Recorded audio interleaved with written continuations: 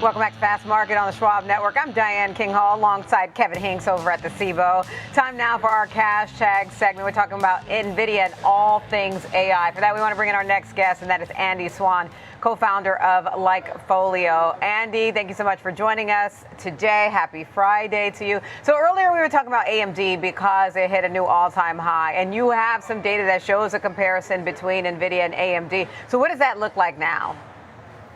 Yeah, the gap between Nvidia and AMD has stayed enormous over the last couple of years.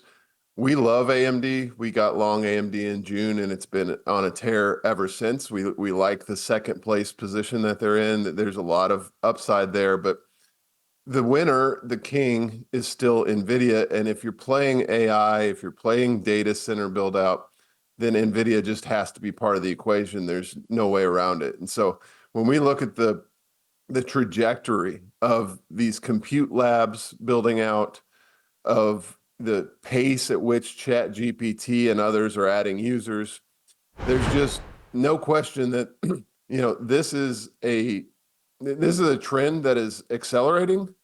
It's enormous and it's permanent.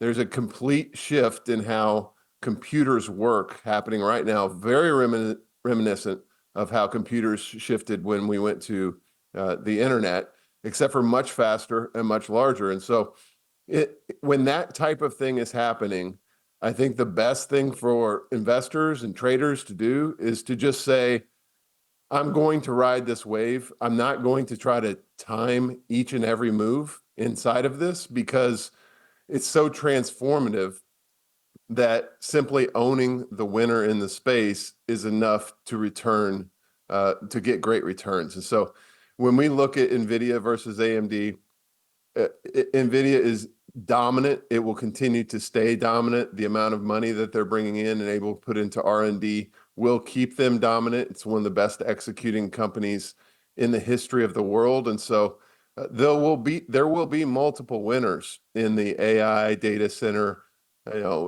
digital mining race, but NVIDIA is first place, and the gap seems to only be growing. Andy, this is a company that's got an unbelievable AI chip business. Yeah. But very possible what might overtake that over time is the venture capital arm of NVIDIA. That is, as I read it right now, Andy, they're in automotive, cloud computing, AI infrastructure, semiconductor manufacturing, telecom innovation. I can keep going. They're going to own not only the number one chip that they keep innovating on. Remember, the Rubin is waiting on the horizon as a new chip, but they're also investing in all these companies where they're going to own major chunks in all these companies. This venture capital arm might be the greatest engine for profits that we've seen. So what is more important?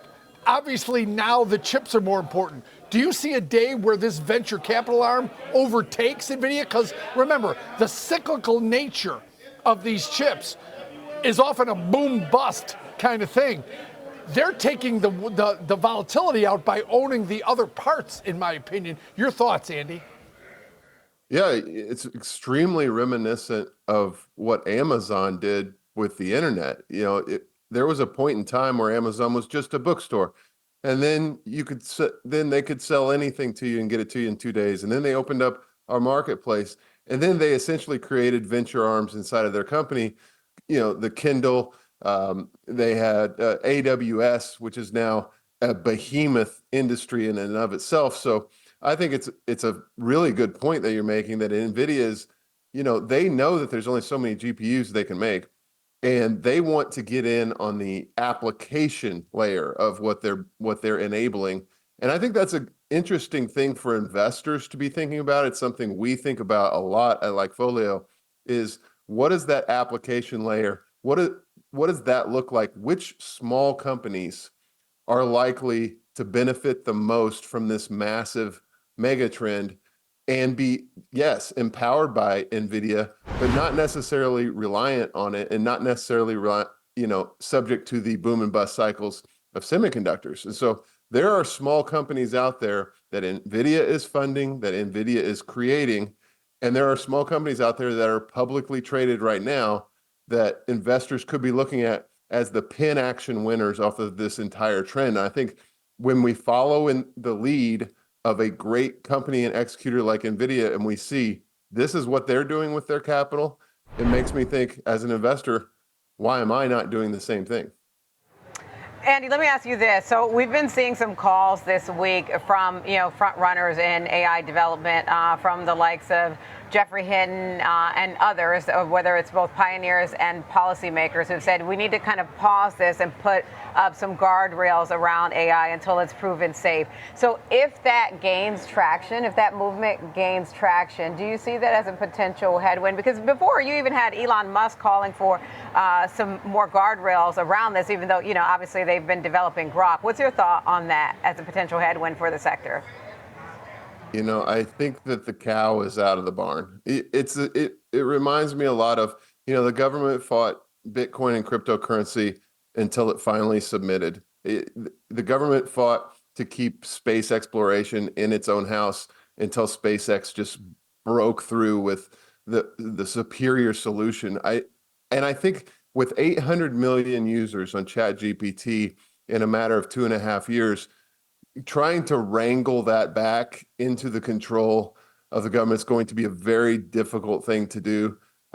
So I don't see that as an enormous headwind. I do think that, there can be some regulatory frameworks that might actually embolden the industry and make the industry a little bit more robust for more users. But that's the role I think government will end up playing here, especially with an administration like the Trump administration, which is not exactly heavy-handed when it comes to regulating new technologies or new business ventures. So I kind of throw that out as, good luck with all that.